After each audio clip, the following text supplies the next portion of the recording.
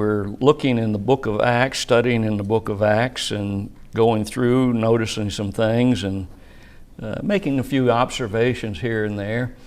But as we go through, and we got down last time to verse 7 of Acts chapter 20, and before that, basically what we saw is Paul journeying from Philippi to Troas by ship, and he got there so that they could spend 7 days. Now, the purpose of that, obviously, as the context will show us, is for worship. They worshiped with the brethren on that 7th day, and from there, the next morning, he's going to sail on toward the rest of his destination. So let's pick up with verse 7. And upon the first day of the week, when the disciples came together to break bread, Paul preached unto them, ready to depart on the morrow, and continued his speech until midnight. I want to point something out here that I don't think I put in my notes, and so if I didn't, you won't hear it otherwise. But there's a difference between breaking bread and what we're going to see later in this chapter. They had broken bread and eaten. There's a difference in the terminology there. Almost always when the scriptures use the term to break bread or break bread, it's talking about the Lord's Supper. And so this is a time of worship, so that makes sense. But after an event that takes place here happens, then they're going to go back and eat a meal. So upon the first day of the week, the disciples came together to break bread. And there's no doubt in my mind that this is referring to the Lord's Supper. Paul preached unto them, and he did so until midnight. You might say, well, why so long? Well, number one, they didn't let the clock rule them like we tend to do today. You know, our sense of time and everything. You know, I remember when I was a boy, it was nothing for the preacher to preach an hour or longer, and sometimes quite a while, and nobody cared. Nobody got up and said, "Oh, this is too long, and I'm leaving," and on and on and on. If we did that today, if we preached like some of the old-time preachers for 2 and 3 hours, half of the audience at least would probably go away, don't you think? Yeah, probably. So why so long? Now notice, this has probably been going on from somewhere, I'm going to guess, around 7 or 8 o'clock in the evening, and he's preaching past midnight. Why so long? I think the following context basically shows us why. In particular, the context is going to show us that he's going to tell them that he's never going to see them on this earth again. They're never going to see his face after this. He knows that time's running out for him. This is after his first imprisonment, or rather, I'm sorry, this is before his first imprisonment. He's obviously getting older, and he knows the disturbances that the Roman people are making about Christianity and etc. So he's telling them, I'm not going to see you again this side of heaven. Now, some have thought about this and said, well, he's talking to certain people among them and others not. I don't think that was the case. I think he literally was telling those that he was talking to, whoever they were, I'm not going to see you again this side of heaven. And if we were in that position where we had some really great teacher among us who just, I'll think about Franklin Camp. When Franklin Camp was alive, if I'd have known that he was going to die when he died and had the opportunity, I would have loved to have spent as much time as I could at his bedside listening to anything that he had to say, because I know it would have been valuable. And I would assume that may have been part of this as well. Bruce made an interesting statement here about extended sermons and things. He said church meetings were not regulated by the clock in those days, and the opportunity of listening to Paul was not to be cut short. What did it matter if he went on preaching until midnight? And then we get to verse 8 and 9, and there were many lights in the upper chamber. Here, starting to give us an explanation about what's going to happen. There were many lights in the upper chamber where they were gathered together. And there sat in the window a certain young man named Eutychus, being fallen into a deep sleep. And as Paul was long-suffering, he sunk down with sleep and fell down from the third loft and was taken up dead. Now, third loft for us would be the third story. Consider that in those times, Sunday was just another day. There was nothing special about Sunday to non-Christians. And we're seeing a lot of the same thing go on now. It used to be a time when almost, I can remember that when I was a boy that everything shut down on Sunday. There was nothing open. And if you had to go to the hospital and you had to have a drug, you had to get it from the drugstore. The hospitals didn't usually have drugstores in them like they do today. And you had to call the druggist and get him to come to the drugstore from his house to fill it. If he's on vacation, you're out of luck, because there wasn't a drugstore in every corner like today, CVS and all of these others that are there.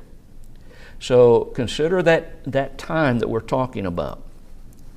And if they're going to worship on the first day of the week, they're probably going to had to meet at night. Now, again, remember, according to the Jews, the day started at 6 p.m. In the evening.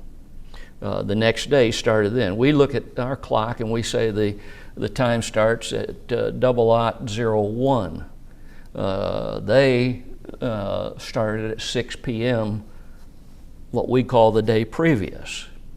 So if they're going to worship on the first day of the week and they work 7 days a week, there wasn't a, quote, day of rest like we think about it today so much, at least in the Gentile world. They're going to have to meet at night.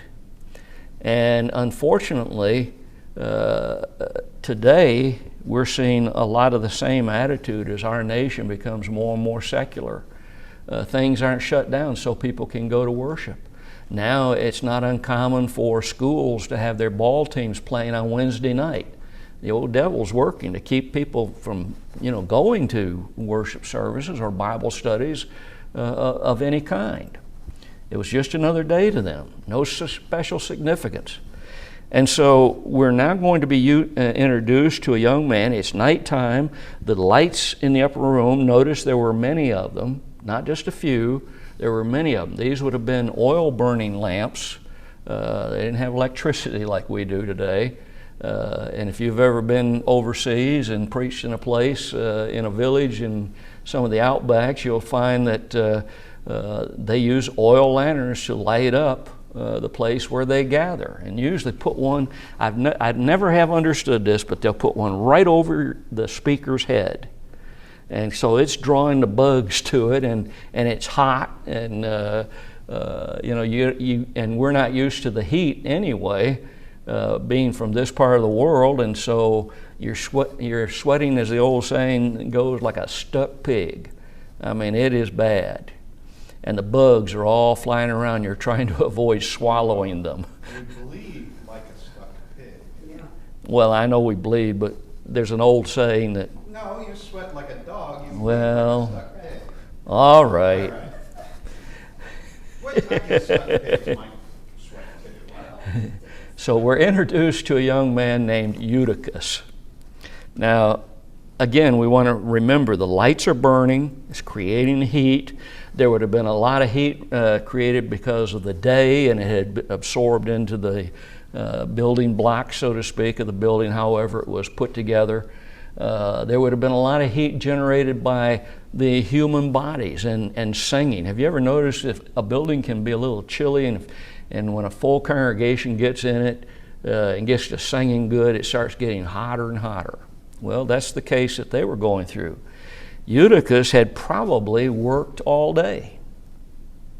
He would have been tired if that were the case. And he's sitting in a window, tired out from a day's work. He's been listening attentively, and the heat is finally getting to him, and he falls into a deep sleep. I thought that was interesting. The scriptures show us that this wasn't just, he wasn't going to sleep. You know, sometimes when we're going to sleep, we will kind of nod off a little bit, and we're ready. It shows he had gone completely to sleep. He's in a deep sleep. And so he falls from the 3rd story. And the fall killed him, according to verse 9. He was taken up dead. There's no doubt that he was dead. This wasn't a pretend miracle. You know, one of the things I've heard those who try to attack the Bible say, well, Jesus wasn't really dead when he was put in the tomb. No, he was dead. And Eutychus was dead too. Yeah, it says he was taken up dead, not assumed dead. Yeah. He was taken up. Or Yeah. It doesn't say he was taken for dead. He was taken up dead. Yeah, he was taken up dead. In other words, they picked him up. He's dead. He's not just passed out. He's not just unconscious. The critics are always trying to figure out any way they can to throw a shadow on Christianity. But let's look then at verse 10 through 12. And Paul went down. Now, he's taken up dead, Eutychus is. Paul went down from the 3rd story and fell on him, and embracing him said, Trouble not yourselves, for his life is in him. When he therefore was come up again, who, Paul, and had broken bread and eaten and taken a long while, and talked a long while, even till break of day, so he departed.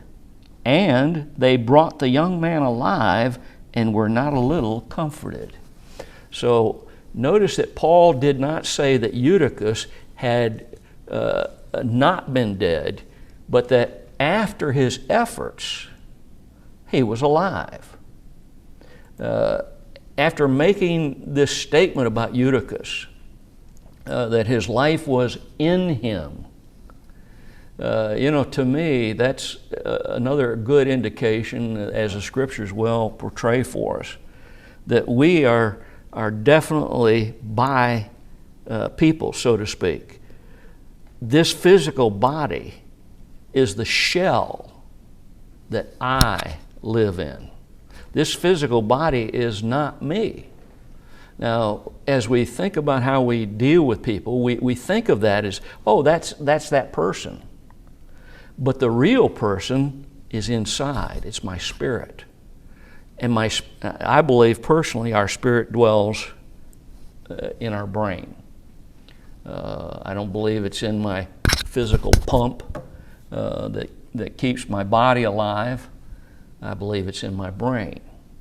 And we know that the Spirit dwells in us. We've looked at that in the past. We know that Jesus dwells in us, and we know that God dwells in us. And how do they dwell in us? Not literally, but they dwell in us through God's Word. As long as we keep God's Word, they dwell with us.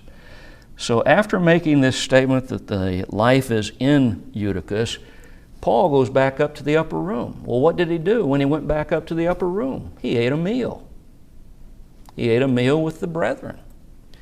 This was not, in my studies, from what I've gleaned, was not the Lord's Supper that he's partaking of at this time.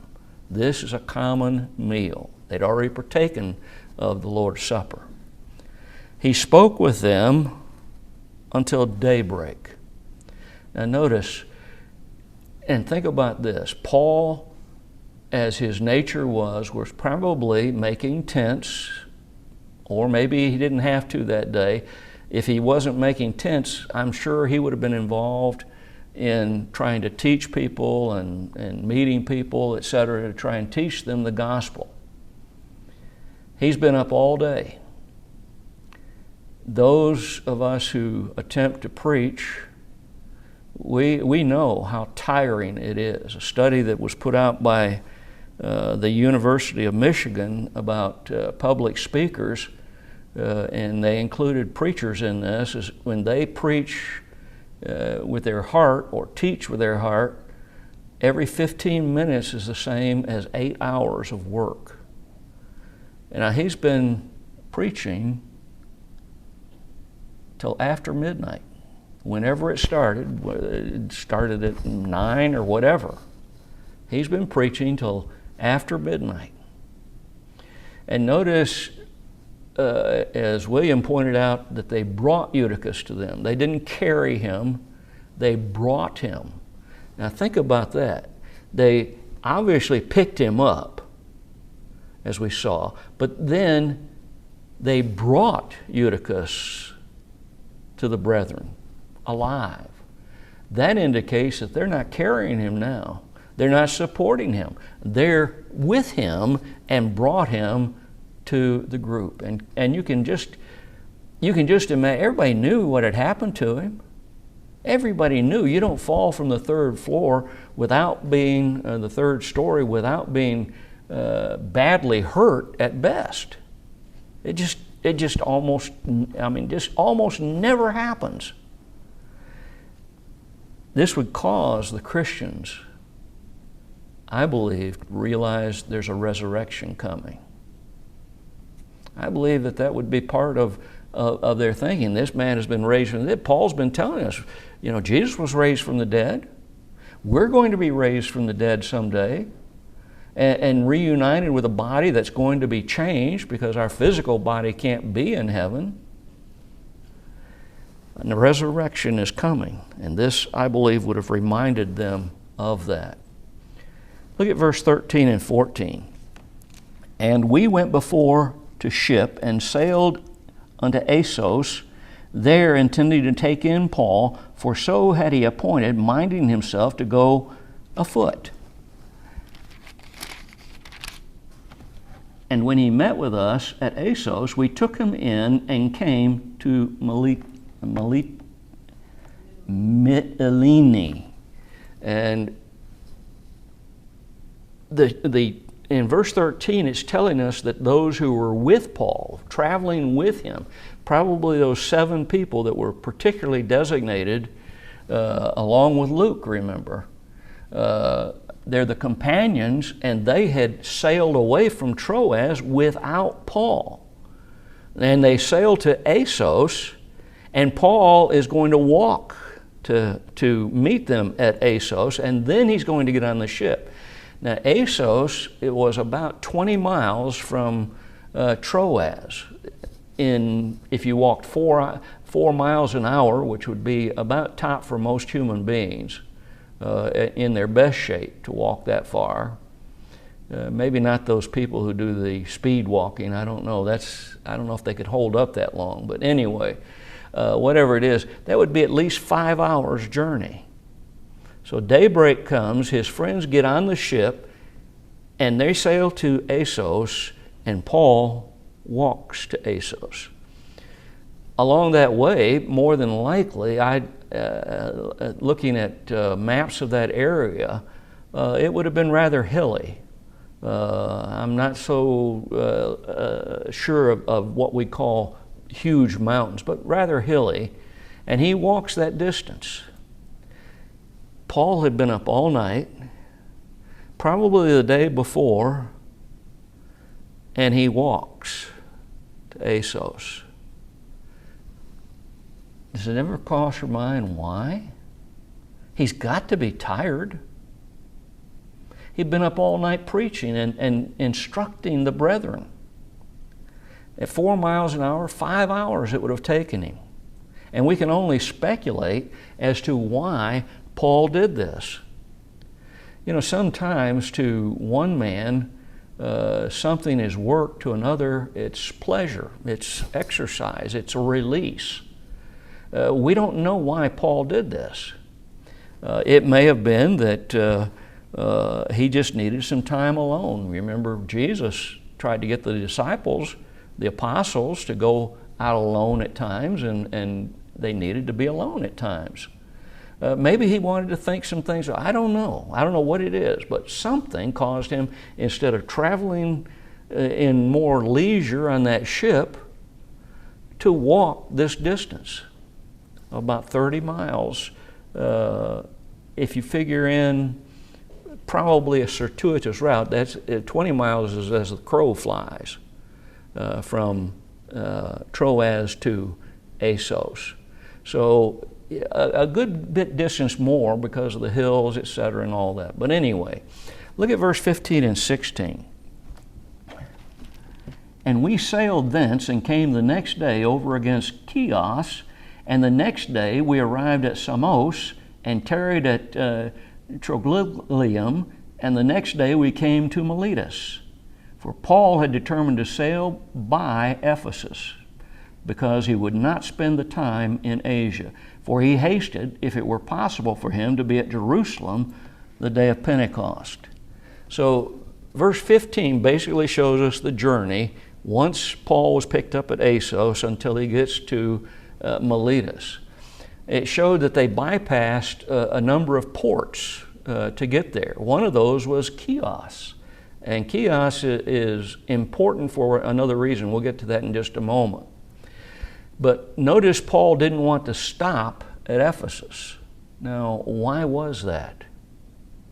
Well, he'd been there with them for over 3 years on one occasion. Obviously, he loved the brethren there. And if we jump ahead, we notice that he's going to call for the elders at Ephesus to come down to Miletus. So why didn't he want to stop there? And there's a very logical reason. It's given to us in the text. For speed. It would have taken him time. You see, if he'd have gone to Ephesus, he would have had to gotten off the ship at Chios and traveled 1 day to Ephesus. That means he's going to have to rest. If he talked to them the next day and then back, and would there be a ship available to sail on? He knew the ship that he was on was going to Miletus. Shipping in those days was not like it is today. The ships would sail to a place, and a lot of times people weren't expecting them to come in. Some might at times, but generally speaking, they'd go, and then maybe they'd turn around and go back the other way, or maybe they would drop off something and then keep on going. If Paul stayed 3 days, you can imagine the travel time that would have taken him.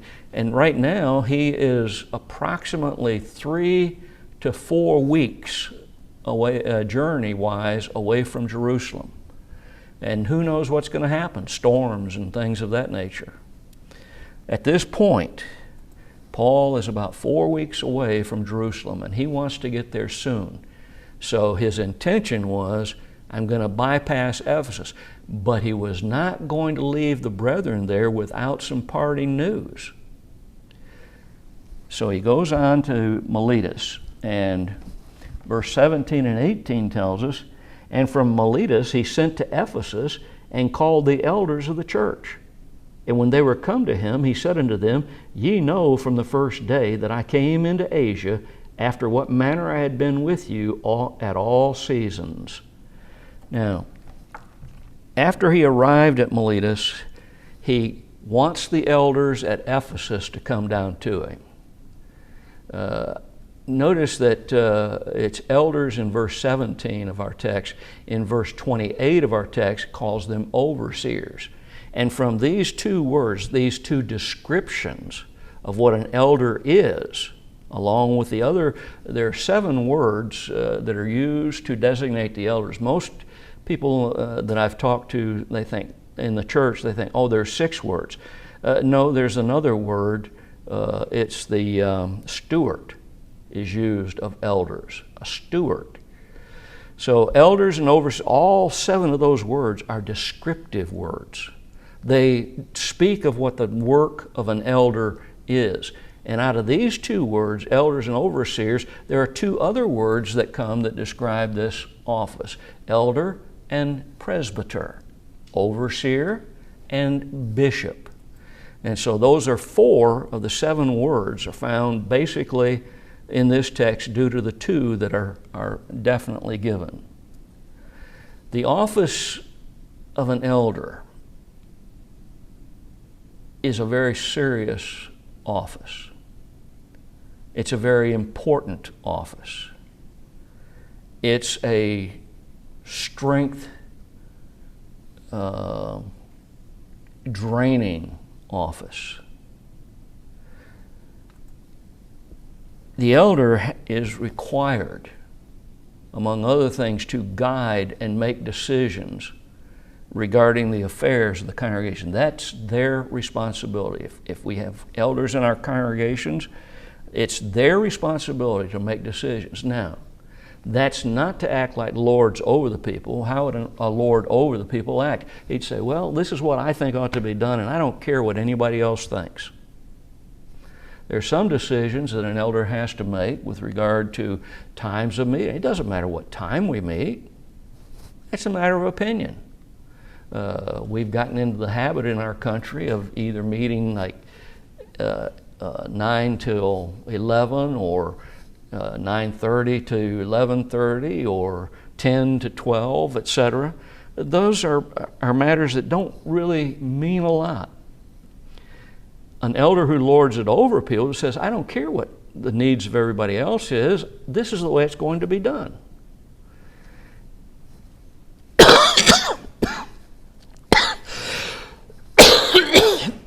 Oh, excuse me. But an elder who's doing his job well will consider the thinking of the congregation. Now, we're not talking about doctrinal matters. In doctrinal matters, there's only one way it can be done, and that's the Lord's way.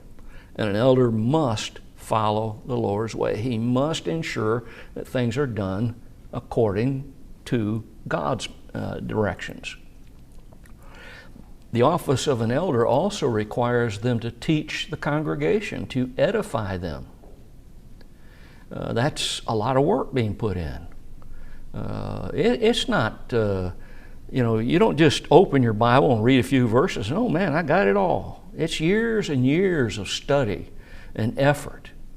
And apt to teach, one of the qualifications. He has to be one who has the ability to teach in a congregation and to edify them, that is, to build them up, to make them stronger.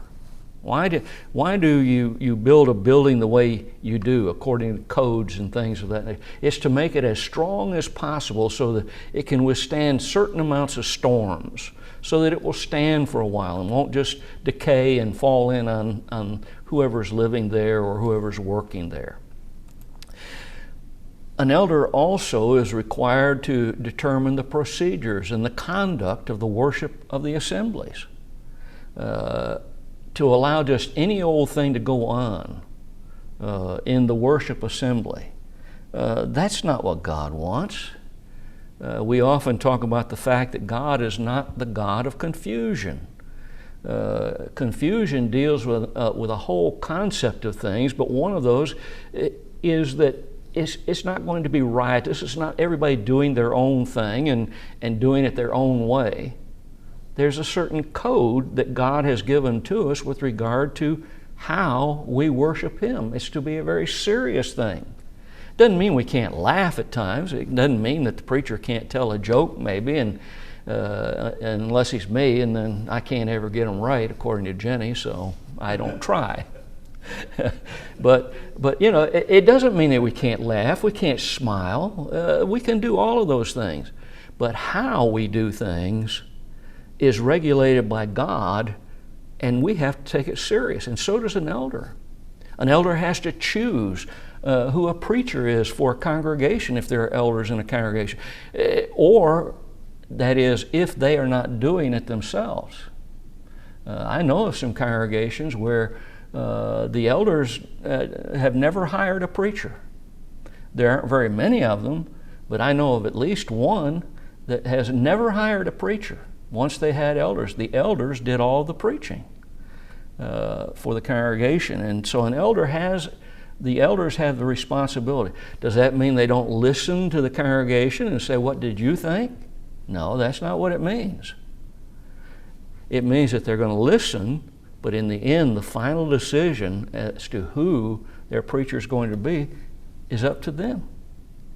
They have the responsibility to train men to teach classes, train men to preach, train men to follow them in their footsteps. They're not going to live forever.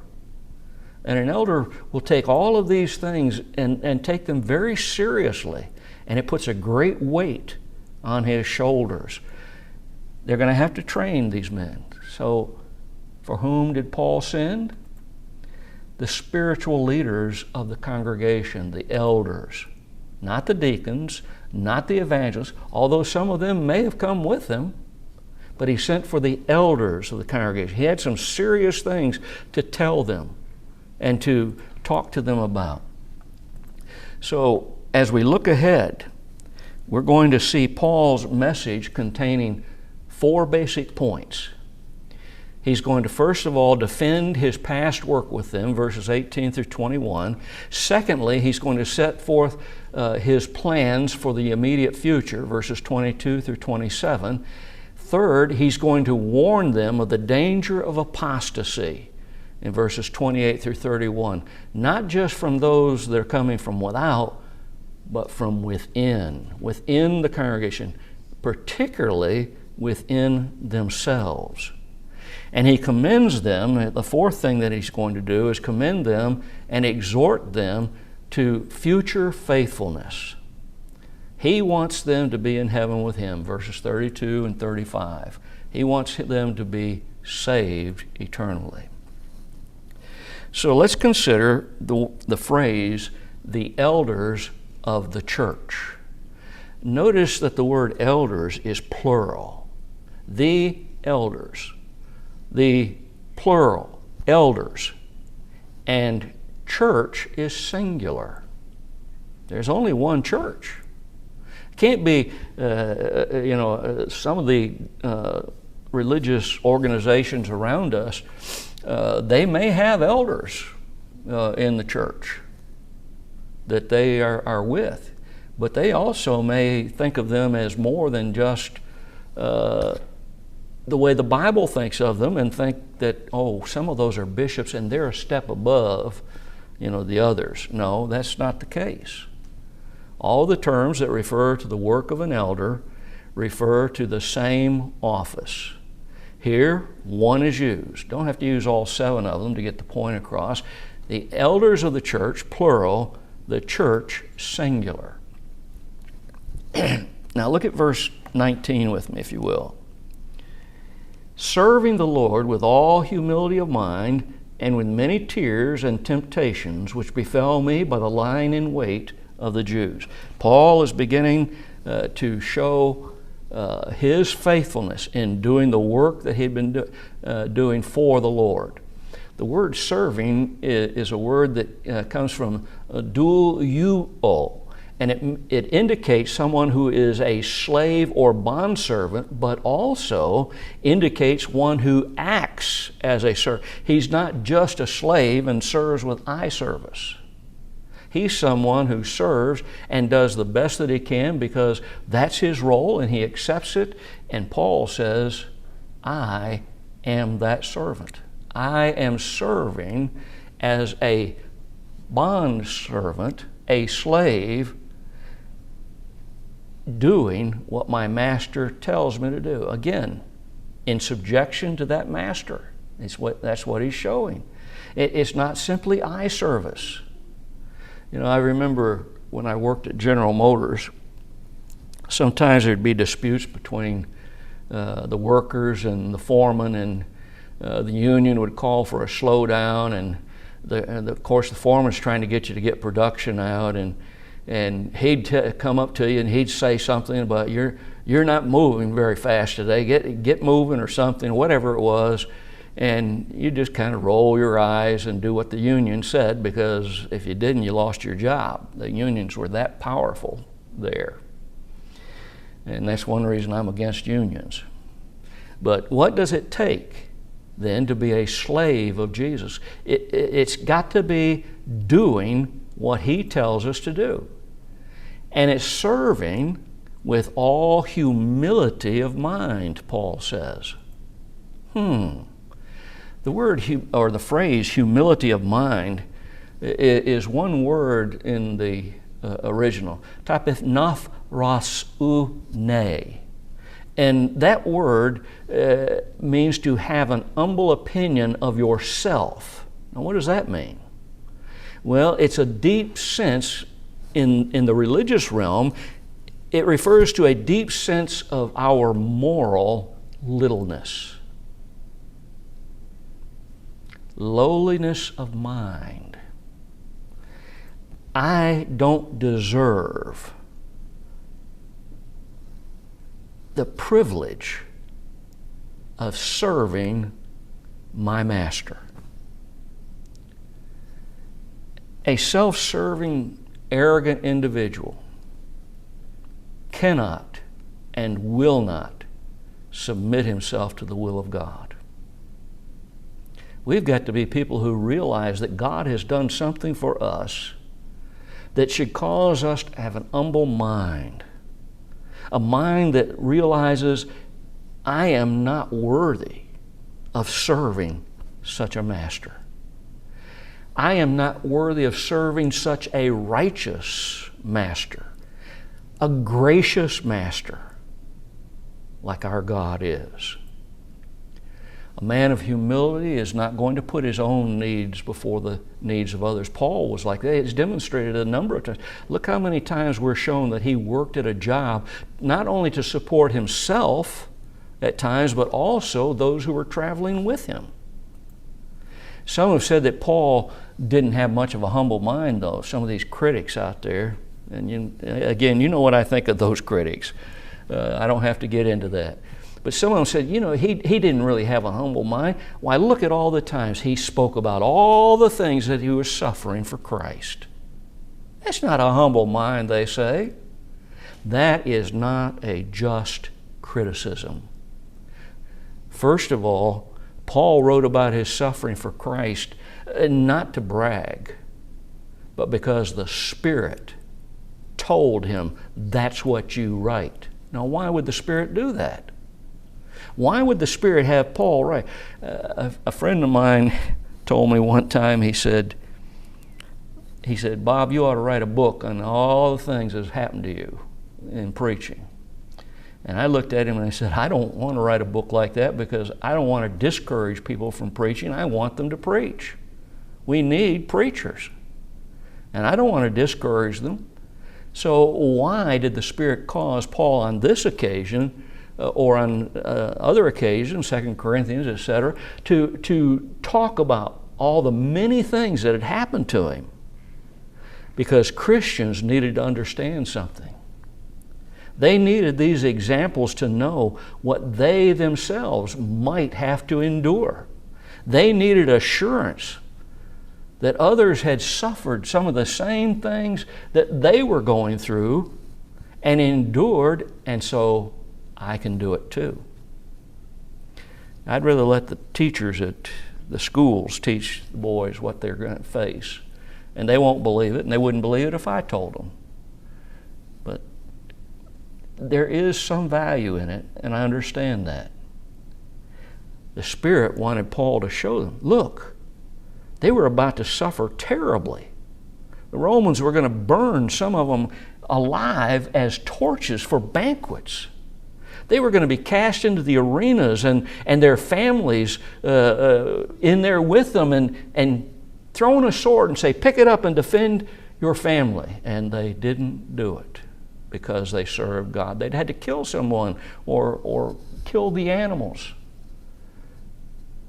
History doesn't show us very many of those people who were Christians being thrown in those arenas who defended themselves. Now, that's not that we should desire to be a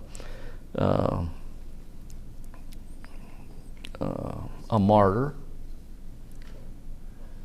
But if death comes, we need to be one who serves, and Paul's going to talk about that.